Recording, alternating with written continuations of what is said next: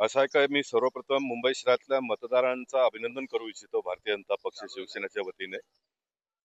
इतक्या विपरीत परिस्थितीत सुद्धा मतदान लोक करतात आणि मला असं वाटतं का माझ्यासारख्या झोपडपट्टीतून ज्यांनी कामाला सुरुवात केलं त्यांनी तरी ह्या मतदारांचा सन्मान केला पाहिजे. म्हणून सुकला कंपाऊंडचा विषय घेऊन मी पुन्हा आज या सारेमध्ये आलो. महाराष्ट्र शासनाने 2011 पर्यंतच्या लोकांना घर देण्याचा कायदा बनवला आणि घर द्यायला प्रारंभ झालेत. अशा ठिकाणी प्रायव्हेट लँड वरच्या 40 वर्षापूर्वीच्या झोपडींना व्यावसायिक गाळे तोडून अशोक जैन नावाच्या विकासकाने महानगरपालिकेच्या अधिकाऱ्यांना हाताशी घेऊन हा इतका मोठा कट कारस्थान केलाय. आणि मी पहिल्या दिवसापासून सांगतो का जोपर्यंत मी सुकला कंपाऊंड मधल्या लोकांना न्याय देत नाही तोपर्यंत मी शांत बसणार नाही. मी तुम्हाला एक व्हिडिओ दाखवतो. देशाचे सर्वोच्च न्यायाधीश भूषण गवईजी यांनी महाराष्ट्राच्या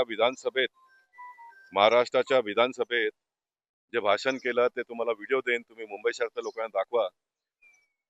इतक्या मोठ्या पदावर गेल्यानंतरही त्यांनी मुंबईतल्या व देशातल्या झोपडपट्टीतल्या लोकांना कसा न्याय देता येतो. त्यावेळी आताचे मुख्यमंत्री देवेंद्र फडणवीसजी हे आमदार होते आणि आता ते मुख्यमंत्री आहेत. ते आमदार असताना वन विभागातल्या हजारो झोपडीधारकांना त्यांनी न्याय दिलं आणि आता ते मुख्यमंत्री आहेत. मी झोपडपट्टीतल्या लोकांना तर न्याय देईनच, मी खूप हिंमत करून हे भाषा वापरतो. झोपडपट्टीतल्या लोकांना मी न्याय देईन, परंतु मला महाराष्ट्राचे मुख्यमंत्री आणि उपमुख्यमंत्र्यांकडनं ही अपेक्षा आहे, ज्या अशोक जैननी हे कारस्थान केलं त्याला शासन केलं पाहिजे. ज्या महानगरपालिकेच्या अधिकाऱ्यांनी 40 वर्षापूर्वीचा खाजगी जमिनीवरील गाळे तोडले त्या अधिकाऱ्यांवरती कारवाई केलं तर मला असं वाटेल.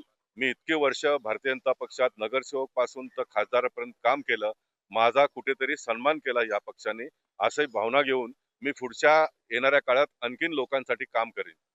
हे मला इथे सुचवायचं आहे. तुम्ही आज इथे आले होते एसआरएच्या तुम्ही अधिकाऱ्यांनी काय सांगितलं तुम्हाला? अधिकारी लोक आता सर्व निघाले आहेत, ते सुकला कंपाऊंड मध्ये जात आहेत. सुकला कंपाऊंडचा सर्वे करून ते रिपोर्ट देतील आणि आवश्यकता पडली तर मी मिटकर साहेबांना सांगितलं, जे 2 नंबरचे अधिकारी आहेत एसआरए मध्ये, तुम्ही सुओ मोठो कोर्टात जाऊन सांगा का बा ही चूक झाली म्हणून. न्यायालयाने अजिबात सांगितलेलं नाही तोडा म्हणून, न्यायालयाने फक्त स्टे दिला नाही म्हणून दहिसर विभागातल्या अधिकाऱ्यांनी हे कटकारस्थान केलंय. आणि माझ्या आत्मेला शांती त्या दिवशीच मिळणार ज्या दिवशी ह्या दहिसर वॉर्डच्या जे अधिकारी आहेत ज्यांनी हे तोडलं त्यांना निलंबन जोपर्यंत भूषण गगरानी जी करत नाही तोपर्यंत हा विषय संपणार नाही. मी परत एकदा छाती ठोकून सांगतो, सुकला कंपाऊंडच्या लोकांना घर मी मिळवून देणारच, परंतु मी ही लढाई आता ह्यासाठी लढतोय, जे लॉ डिपार्टमेंटचे अधिकारी आणि दहिसर विभागातल्या अधिकाऱ्यांना शासन व्हायला पाहिजे यासाठी मी आता लढतोय.